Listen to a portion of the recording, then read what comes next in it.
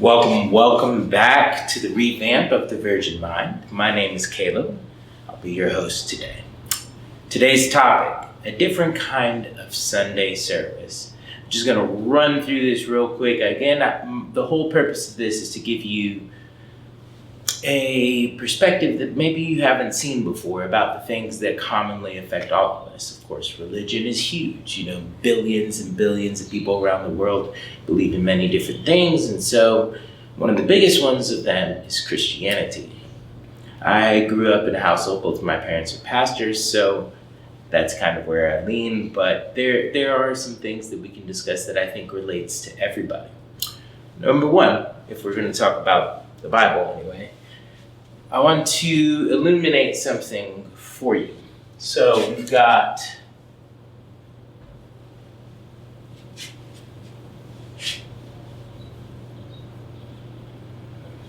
God and clearly the devil. Now, the devil was here before. He was one of the archangels. He was. His name meant light. He was all of that stuff. Basically rebelled against God, got kicked out, and joined us down here on earth. The interesting thing to note about this is that, because you already know that story, right? But I want to draw your eyes to something.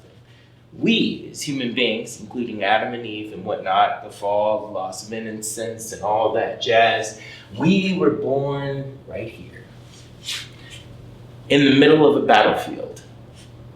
Because on one side you have God, on the other side you have the devil.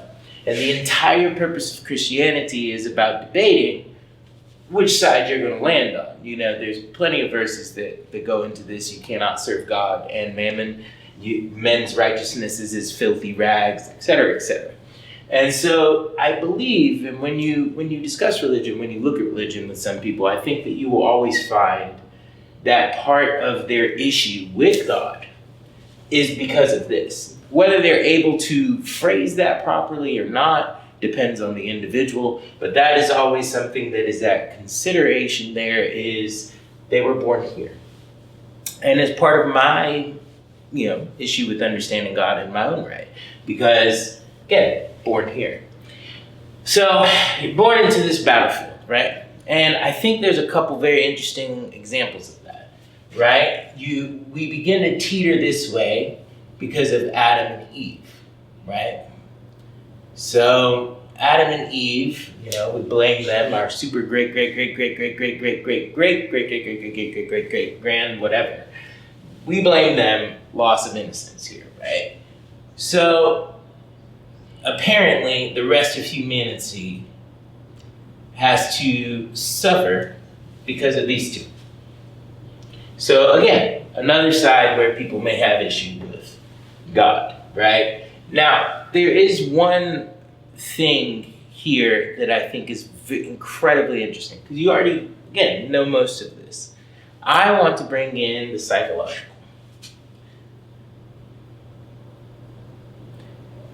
Right?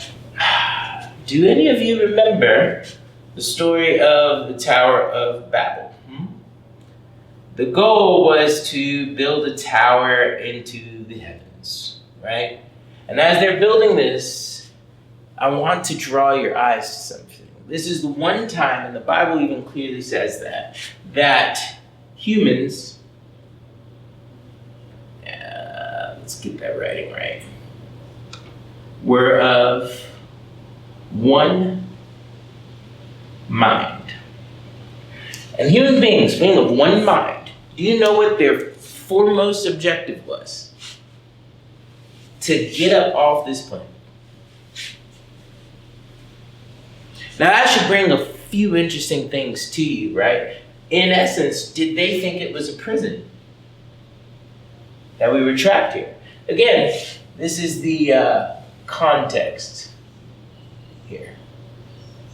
So, and I'm leading somewhere. You'll see where I'm going here. So you've got God, you've got the devil. We're born here, Adam and Eve. Few generations after that, I forget to count how many.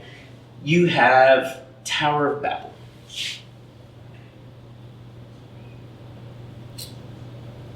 And you know what's interesting, right? God comes down and he sees this and he doesn't like what's going on. So what does he decide to do? When I was growing up, when I went to this private school, I was taught, this is when Chinese, Russian, and all these other languages came out. But the Bible is very particular. It says that he confused their language. It didn't say he changed. It said he confused. And again, if any of this proves to be wrong later, I'll find out. But I've searched this pretty well, and it's confused.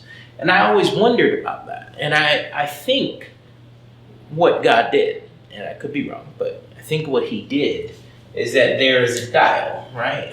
So you got a dial, bunch of notches. I think he turned the notch, right, on the emotions. And he really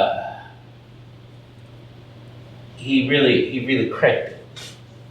And where I get that from is because if you think about most of the issues that face people today and the reasons we can't agree on things and whatnot, is because people get so clouded, they get so caught up in their emotions. Today, the modern word for it would probably be called triggering, right? That people understand how they can trigger somebody else, and that sets them down this path where you can't even communicate anymore because the person is so focused on trauma or whatever else is going on. But this is the biggest thing I wanted to bring to your attention, right? You've got human beings just a few generations after creation. And basically, it's not a stretch to presume that they thought of Earth as a prison, right? And so, looking at this, I want to bring your attention now to the next thing. I believe that it's very clear from this that you can define humanity, at least in one regard, by rebellion. And I lean into that because clearly God wants you to come this way, the devil wants you to come that way, born into a battlefield. You don't get a choice in the matter. You think this is a prison. You want to escape it. All of these things come together under that. Because what is Christianity asking you to do? Don't have sex till you're married. Don't lie. Don't steal. Don't kill unless, self-defense. But all of these things that go against your baser urges, your baser nature. Of course, it wasn't necessarily always our nature, but thanks to our beloved friends here, it is now, right? Or, depending on who you are, maybe you blame him. Because maybe this wouldn't have happened without him. Which is why ultimately many people blame him. This just to draw some parallels here and whatnot. But reason why this matters is now you get into the land of science versus creation. Or really wrap this off, God, creation, Christianity, all of it, right? And so now, if you look at this under the auspice of rebellion, I think it's going to make a lot more sense to you. And looking at it like this, right? That's the reason why you'll have, for example, you've got the Big Bang Theory.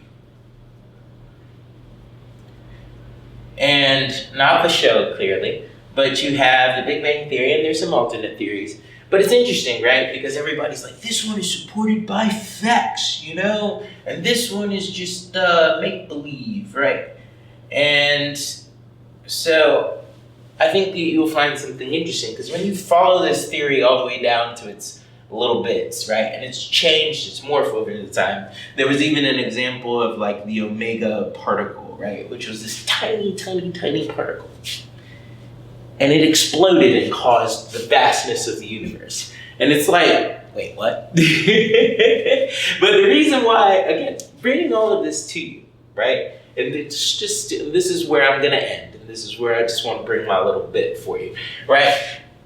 If you understand this, and you see this, and you understand this context, how about, right? The purpose of this sometimes, by some people, is the expression of that. That's where the tension from Christianity versus science seems to come in, but it doesn't have to be that way. In fact, a lot of the original scientists that we all know were actually Christians, and they found no conflict with it or whatnot. Now, this isn't to get you to be a Christian. Again, it's just to bring some difference, some different looks into everything. But anyway, it takes belief because there's giant assumptions that need to be made in order for this to be true. This also takes belief. So in a way, both of these are faith. We just like to draw a distinction as if there is none. But we like this one more because of the context, right? And we want to ultimately escape our prison. There you are. Hope I've given you something to think about today. Thank you very much for joining me. Have a good one.